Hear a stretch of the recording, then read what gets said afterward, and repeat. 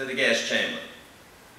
If you were from, if you were Reform, if you were even only half Jewish, you could be a Rebbe, you could be an Eisdorf. You went to the gas chamber. The Nazis, in their genius, knew how to establish Achdus and Klal Yisrael in death. And we, in our entire existence, haven't been able to figure out how to do it in life. And it's something that you need to understand, because I think it's part of the problem.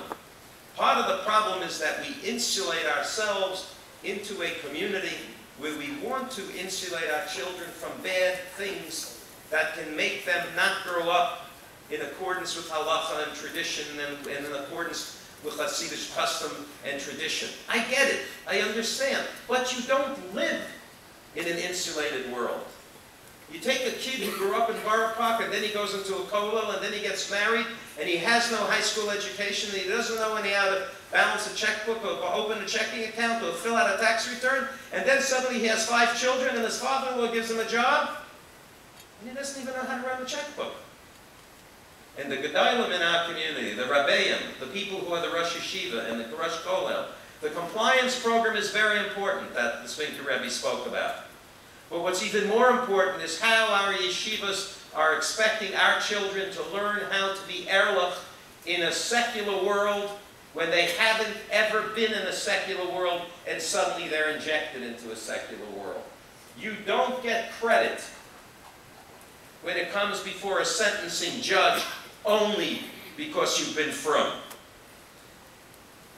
That's not enough. You don't get credit only because you've done good.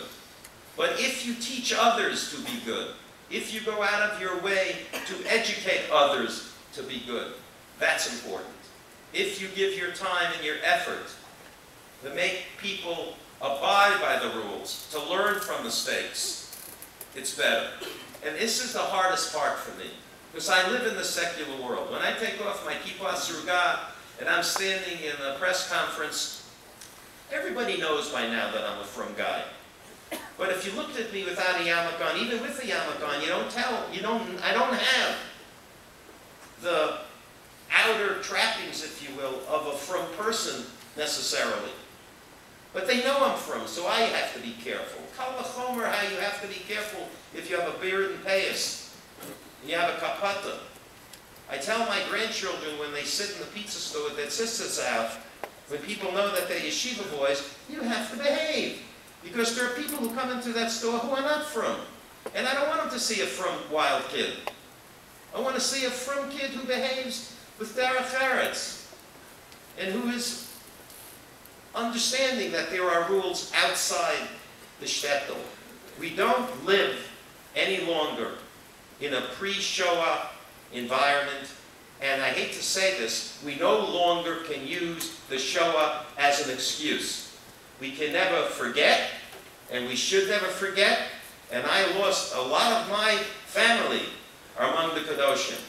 But you can't continue in 2009, in this generation, to say, I lied because my parents lied in order to get into this country. I bribed because in order for my parents to get out of Germany, they bribed. They had their lives at stake. To them, the government was the enemy. They had a right. It was Mesiras Nefesh. It was Pinyan Nefesh. It was okay to do an affidavit to save a Jew, even though you made something up that wasn't true. Because the government was trying to exterminate the Jews. That's not how it is in 2009 in the United States. Look at you. People in this room get benefits from the United States government every day. Your yeshivas get benefits from the United States government every day, from the New York City Board of Education. We get food programs and stamp programs and health insurance and Medicare and Medicaid. And what do they ask you in return? You can't just take. A Hasidic man came up to me and he said, a Hasidic person can't get a fair trial because there are no Hasidim and juries. I said, do you ever serve on a jury? Do you ever sign up for jury duty? Do you know anybody in your kehillah who ever signed up for jury duty? What do you expect them to do when they pull the jury pool and no Hasidim show up? Make people Hasidim? chassid to have a jury of his peers, agree to serve on jury duty every once in a while. You vote when it's in your best interest to vote. It's a part of the give and take of living in this society. And it's not just in Borough Park or Flatbush or Lawrence or Muncie or LA or in New Jersey. It's a mindset.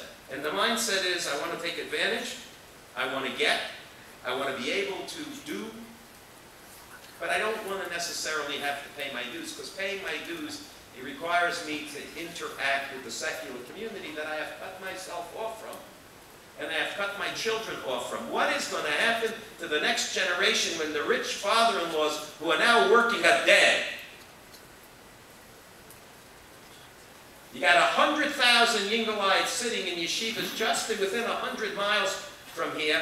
Many of them have no training to hold any job.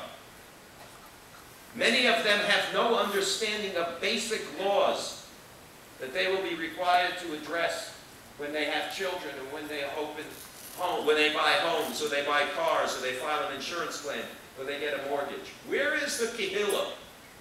Where are the rebbeim?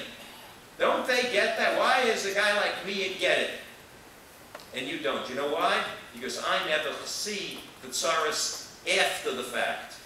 And when I'm trying, I don't want any more clients from the frum community. I'd be very happy to represent Gayan for the rest of my life. I'm not looking for parnasa from this because it breaks my heart. I'm good at it. I'm not embarrassed to tell you. I do it because I have a neshama, but it's ripping pieces out of me. It's taking years of my life, I'm afraid, because I will tell you, I see too much heartache. And now I want to stop for a second and explain something. The perception that the world has of us as a community is so wrong. That's what's most sad about an arrest that creates publicity. Because the Jewish community is the best community in the world. We take care of our children. We take care of our families. We build our synagogues. We build our yeshivas. We take care of our old people. We take care of our elderin. We treat people with kavod and respect. We are Shomrei Torah and mitzvahs. We are law-abiding good citizens.